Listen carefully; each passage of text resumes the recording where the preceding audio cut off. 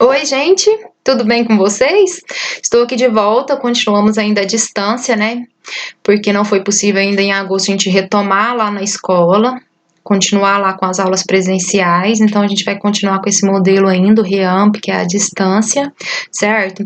Mas a gente não vai perder o foco, tá? Tanto que foi proposto para essa semana, retomar conteúdos que vocês já estudaram, o que não foge muito da nossa rotina, porque se a gente estivesse na escola, a gente estaria fazendo aqueles intensivos, que é justamente isso, é a retomada de conteúdos que vocês já estudaram, tá bom?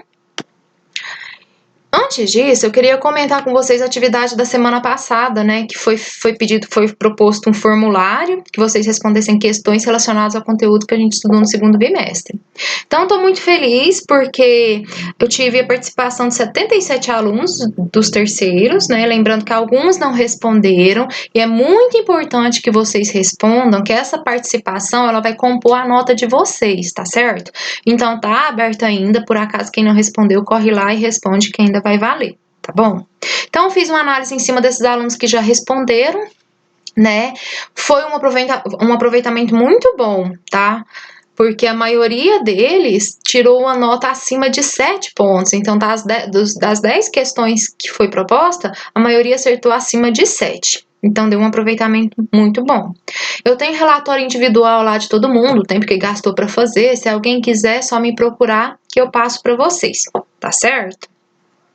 Então, para essa semana, como retomada de conteúdo, a gente vai falar sobre figuras planas, tá bom? Essas figuras planas, os conceitos iniciais, gente, ela é interessante porque o conceito inicial, se a gente souber ele, a gente consegue resolver qualquer questão proposta, tá? Então, a gente vai relembrar os conceitos iniciais de figuras planas e depois aplicar em exercício, tá certo? Então, para começar, eu fiz um poeminha, mentira, não fui eu que fiz não, mas achei tão bonitinho esse poema, é um poema que fala lá das principais figuras planas, e eu vou ler com vocês, tá bom? Ele fala assim: eu sou o quadrado, bonito demais, tenho 4 lados, todos iguais. Eu sou o triângulo, tenho 3 biquinhos, sirvo de chapéu para os palhacinhos. Eu sou o retângulo, cresci mais de um lado para fazer inveja ao senhor quadrado. Eu sou o círculo, sou igual à lua, sou o mais bonito lá da minha rua. Então é um poeminha com as principais figuras planas, né? Só pra gente caracterizar lá dar ênfase às suas características, certo? Então vamos. As principais figuras planas estão colocadas aí nessa primeira linha superior, que é o círculo, quadrado, triângulo, retângulo e trapézio. A gente também dá ênfase para o hexágono, pentágono, paralelogramo e losango, que também é bem conhecido, tá? Mas se você souber direitinho e entender as características dessas de cima, você consegue aplicar nas de baixo sem saber as características específicas da de baixo, tá certo? Então, a gente vai focar lá no círculo, quadrado, triângulo, retângulo e o trapézio, tá ok? Então, para começar, a gente vai falar que essas figuras planas, elas são um polígono, né, que é uma linha poligonal quebrada, e a parte de dentro desse ligamento dessas linhas, né, que é o plano, é que forma essa figura geométrica, tá? Lá no polígono a gente tem o quadrado, né? Que são de 4 lados. No caso do quadrado, eles são todos iguais. Essa é uma parte desse polígono. Nesse polígono também a gente tem que levar em consideração os vértices, né? Que são a união de 2 lados, que é o encontro de 2 lados, a gente forma o vértice. No caso do quadrado, a gente tem 4 vértices, né? A gente tem que levar em consideração também o ângulo, que é a união de 2 lados que eles une 2 lados de um polígono, né? E é um vértice que forma o ângulo, ok? No caso do retângulo que está desenhado aí, a gente tem 4 ângulos. A diagonal, né? Que é uma linha que liga 2 vértices não consecutivos, porque se eu ligar 2 consecutivos, eu encontro o próprio lado do polígono. Para ser diagonal, tem que ser 2 vértices não consecutivos, tá ok? No caso do quadrado, a gente tem 2 diagonais. 4 lados, 2 diagonais. O perímetro de um polígono, que é a soma de todos os seus lados, né? Então, nesse retângulo que eu coloquei lá, o perímetro seria a soma desses 4 lados, que é 3, 2, 3 e 2, que daria um perímetro de 10 metros, né? Os polígonos, eles podem ser classificados, tá? Segundo seus lados, que é a quantidade de lados e dá uma classificação para esses polígonos. Por exemplo, quando eu tenho um polígono de 3 lados, eu estou falando de um triângulo. De 4 lados, eu tenho o quadrilátero. Aí vocês percebem que o quadrilátero, ele ainda dentro dessa classe, a gente tem o retângulo, o quadrado, né? A gente tem o losango. Então, toda figura de 4 lados é chamada de quadrilátero. Aí tem as suas características especiais. E assim sucessivamente. O número de lados do polígono dá nome à classe que ele pertence, tá ok? Por exemplo, um polígono de 10 lados, a gente tem os decágonos. E assim por diante. Lembra lá do ensino fundamental, né, que vocês estudaram isso? Ensino fundamental, hein? Essa classificação dos quadriláteros também é interessante a gente falar dos paralelogramos, que é aqueles polígonos especiais que tem como característica os lados opostos serem iguais e paralelos. Então, a gente tem os quadrados, esse de rosinha, o retângulo, esse de azul, e o losango, esse de verde, como exemplo de paralelogramo. A gente tem um trapézio, no caso o trapézio ele tem no máximo 2 lados paralelos, ok? Então, por exemplo, a gente tem nesse vermelhinho aí, como exemplo vermelhinho, a gente tem um trapézio que é retângulo, porque ele tem 2 ângulos retos, ou seja, de 90 graus. O da direita, o verde, a gente tem um trapézio escaleno, né?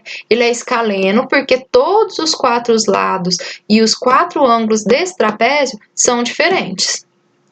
Lá embaixo de rosa, a gente tem o trapézio isósceles, que ele tem 2 lados iguais, dois ângulos iguais e 2 lados paralelos, que não são iguais, tá? Então, a gente tem ângulos iguais 2 a 2 somente. E o da direita, que é o azul, ele não tem nenhum dos lados paralelos. Então, para ser um trapézio, ele tem no máximo 2 lados paralelos, ou nenhum, tá ok?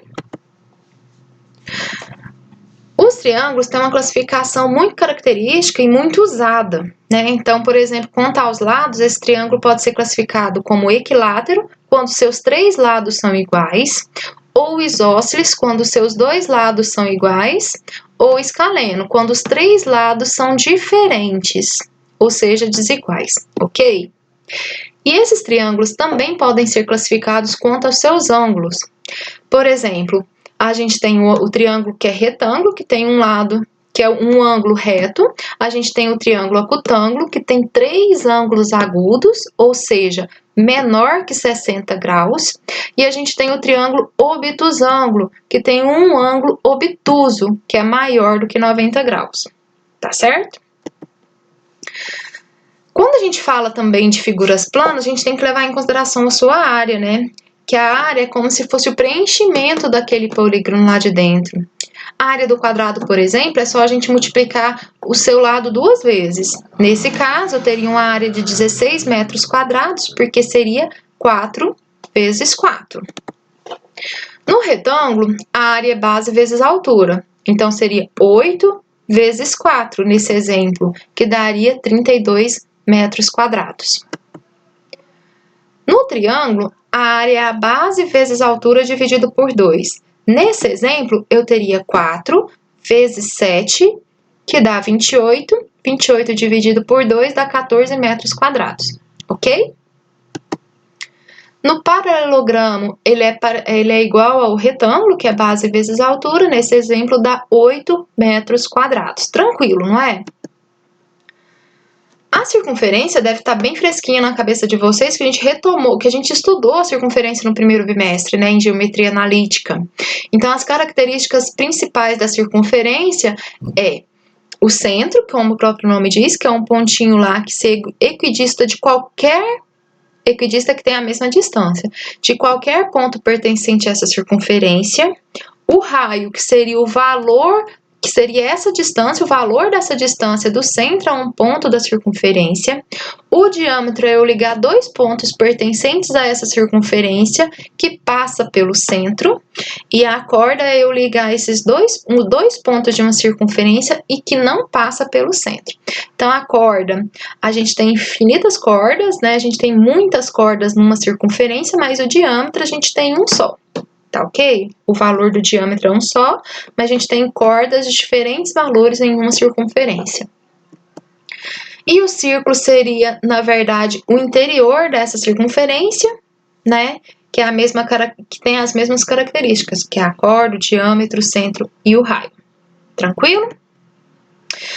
Falando de círculo ainda, é interessante a gente saber de semicírculo, que é exatamente a metade desse círculo, né?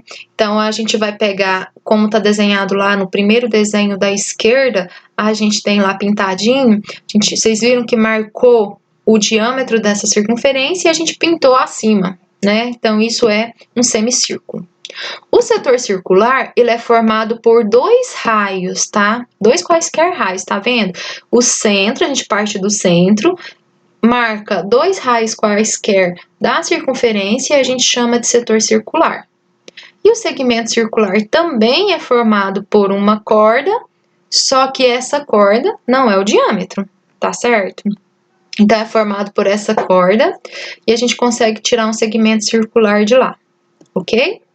Então, vamos ver na prática. Gente, é importante porque você fala assim, nossa, mas tudo isso eu já sei. Mas com isso que é dado, que é exposto, você consegue resolver qualquer exercício que cai no Enem sobre figuras planas, tá? Então, vamos começar tranquilinho, só pra gente entender o conceito e depois a gente aplica mais em exercícios do Enem, tá bom? Por exemplo, a gente vai determinar a área da figura lá de baixo. Tá vendo que a gente não mencionou hora nenhuma aquela figura? Eu não sei o nome daquela figura, não sei as características, não tem uma fórmula que já dá a área direto dela. Mas eu posso pegar essa figura e dividir ela em duas conhecidas, né? Que a parte de cima forma um triângulo e a parte de baixo um retângulo. Então, a gente vai dividir, calcular a área individualmente e depois somar no final para dar a área total. Então, lá em cima, no triângulo, vocês percebem que a gente tem, na base, 4 centímetros, concorda? Porque você percebe que a base do retângulo é 8, mas 4 centímetros não foi usado lá para formar o triângulo, então sobra 4. E a altura, da mesma forma, como a altura da figura toda é 6, mas tira essa parte de 3 que não foi usada, a gente tem uma altura de 3. Então, a gente tem uma base 4, a altura 3. 4 vezes 3, 12. 12 dividido por 2 dá 6. Então, a gente tem uma figura, esse triângulo é uma figura que tem 6 centímetros quadrados de área. Agora, do retângulo. No retângulo, a gente tem 8 centímetros de base e 3 de altura. Então, 8 vezes 3, 24. A área total é só somar. 24 com 6, que vai dar 30 centímetros quadrados. Tranquilo, né? Pode aparecer também de ter mais, né, figuras planas para a gente poder tirar, como é o exemplo aí, mas o processo é o mesmo. Nesse exemplo, eu tenho uma praça lá e fala que as medidas dessa praça é de 300 por 500, ok? Aí quer calcular a área dessa praça, onde a praça é essa área sombreada, ou seja, essa parte mais escura, tá? Então, vamos por partes. Primeira coisa, se eu pegasse todo esse retângulo, como ele é 300 por 500, eu teria uma área de 150 mil metros quadrados, que é 300 vezes 500. Aí a gente vai calcular individualmente a área de cada parte lá, daquela partezinha branca, e depois subtrair do total, tá? Vamos começar lá com aquele retângulo da esquerda lá superior, que tem de medida 100 e 50. Como é um retângulo, é só multiplicar 100 vezes 50, que vai dar 5 mil metros quadrados. A gente tem um retângulo lá na parte de baixo também, lá da direita, no cantinho da direita de baixo. É um retângulo que tem medida 100 e 75, tá ok? Ele ficou desproporcional o desenho, que ele ficou com a altura lá do triângulo, mas vamos considerar 75 mesmo, tá? Então, ele tem 100 e 75, né? A gente vai multiplicar como é retângulo 100 vezes 75, que vai dar 7.500, tá? Nos triângulos, a gente tem dois, o superior da direita e o inferior da esquerda. No de cima, a gente tem medidas de 150 por 50, tá? Que tá desproporcional, gente, mas foi só questão de desenho, tá? Vamos considerar essas medidas mesmo. 150 e 50. A gente multiplica 150 vezes 50, que dá 3.750, certo? Dividido por 2, né? 150 vezes 50 dividido por 2, eu tenho 3.750. No de baixo é 150 vezes 75, dividido por 2, que dá 5.625. Aí é só subtrair tudo e eu encontro uma área de 128.125 metros quadrados, ok? Mais um exemplo agora com circunferência. Então, a gente tem lá, esse é do Enem, tá? Já. A gente tem uma empresa de telefonia celular que possui 2 antenas que serão substituídas por uma nova mais potente. As áreas de cobertura das antenas que serão substituídas são círculos que têm raio de 2 km, cujas circunferências se tangenciam no ponto O, como mostra a figura. O ponto O indica a posição da nova antena, e sua região de cobertura será um círculo cuja circunferência tangenciará externamente a circunferência das áreas de coberturas menores. Com a instalação da nova antena, a medida da área de cobertura em quilômetros quadrados foi ampliada em... Então, vamos começar lá. Ele quer saber quanto que aumentou, não é o total. Então, eu pego o total, a área total, e subtraio dessas duas áreas que ela foi colocada aí, dessas duas áreas que estão mais claras, branquinhas, que é da antena 1 e da antena 2, tá? Então, a área total, como a gente está falando de círculo, a gente multiplica por π, a área é multiplicação do π pelo raio ao quadrado, certo? Nas antigas, a gente tinha duas, tá? A área delas daria 8π. Por quê? Porque ele seria 2 de raio, 2 ao quadrado, 4. Vezes 4π, como são duas, eu multipliquei por 2. Daria uma área de 8π. Já a área lá coberta da nova vai ser de 16π, porque o raio agora, que antes era 2, passa a ser 4, né? Então, vai ficar 4 ao quadrado vezes π, que dá 16π. Aí, para a gente saber quanto que aumentou, é só subtrair 16π menos 8π, que dá uma área de 8π total, ok? Bom, gente, com esses conceitos vocês vão conseguir resolver os exercícios, lembrando que não é só calcular a área, você tem que interpretar o exercício que eu vou propor para vocês. Então, tem 5 exercícios lá no arquivo que eu vou enviar nos grupos de vocês vão responder eles, e na próxima semana a gente vai comentar esses exercícios, tá ok? Até mais!